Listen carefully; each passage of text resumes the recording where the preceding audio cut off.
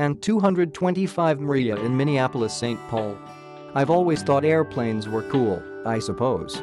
I attended a couple of small air shows as a kid, had a turn at the controls in a cousin's Ercoupe, and knew enough to notice when I got to catch a flight on an RJ-85 or DC-10, but it wasn't anything more than a casual interest. Seeing the world's largest aircraft changed all of that. 6 years ago my primary hobby was railroad photography, though my new parental status meant I could no longer responsibly spend 10 to 20 days a month chasing trains around. Somehow I'd gotten looped into the local plane spotting group on Facebook and caught wind that the Antonov An-225 would be making a visit to Minneapolis-St. Paul International Airport, MSP, which was just 15 minutes away. My first plane spotting trip was in order. My boys were 2 and 4 years old at the time, so we visited a playground under the approach path to MSP's 12R. We were hooked.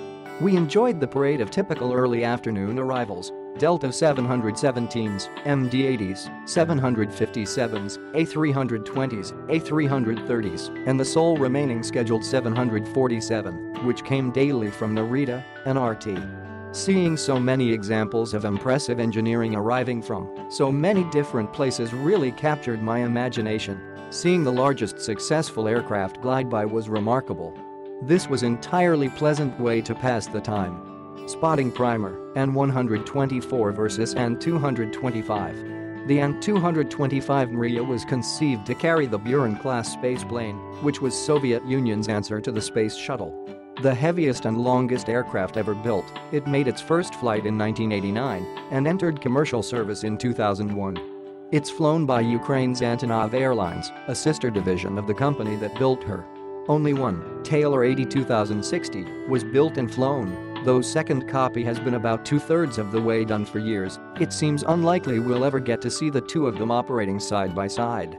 Designed by Viktor Tolmachev, the An-225, a clear derivative of his successful An-124, with a stretched fuselage, wider wingspan, extra pair of engines, distinctive shoulder blades atop on the fuselage, along with a few other lumps and bumps to help secure rooftop cargo that's otherwise incapable of making it through the hinged nose. The An-124 also has a rear cargo door, which was omitted from the An-225 to save weight. New spotters often confuse the An-124 and An-225. The smaller An-124 has a conventional tail and 4 engines. The An-225 is distinguished from its smaller siblings with a unique twin tail, 6 engines, and distinctive shoulder blades. Seeing the An-225 arrive on my first plane spotting trip was probably enough to really get me interested in the hobby, but the icing on the cake was the fortunate coincidence of thunderstorms in Chicago while the Mriya was here. The severe weather meant we saw a handful of diversions that'd be enough to raise the blood pressure of even the most seasoned Twin Cities aviation enthusiast. An Atlas Air 747-8F from Anchorage, a United 747-400 from Shanghai, and a United 757-200 from San Francisco, all in the frame here, all diverted to MSP on account of bad weather at Ord, while the An-225 was in town. None of the 4 were regular visitors here.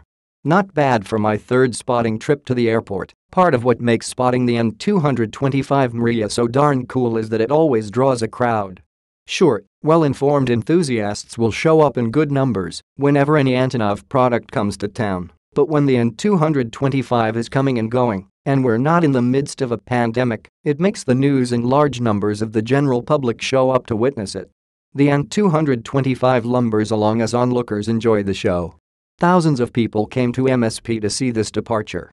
Enthusiasts, new and old alike, witness what's likely to be one of the longest takeoff rolls in Minneapolis-St. Paul international history. For reference, the last few wheel sets of the main gear are still on the ground, where arrivals coming from the opposite direction typically touch down. On this fabulous July evening in 2014, thousands of Twin Cities residents witnessed the An-225 depart. How many made great memories with loved ones that wonderful evening? How many made the first of many trips to the airport to witness the magic of flight that night? How many of them found a new passion? How many eventually got jobs in the industry? It's not hyperbole to say the visit of the An-225 at MSP was a defining moment for me. In the 6 years since I've been fortunate to meet many wonderful new friends, photograph what turned out to be a fleeting golden age of commercial aviation at many airports across the country, and grow a side project that notifies enthusiasts of visits from interesting aircraft into a full-time job. The full impact of the An-225 will never really be known. Do you have a similar story that made you an avgeek, or has it been a lifelong passion? Feel free to share your thoughts in the comments.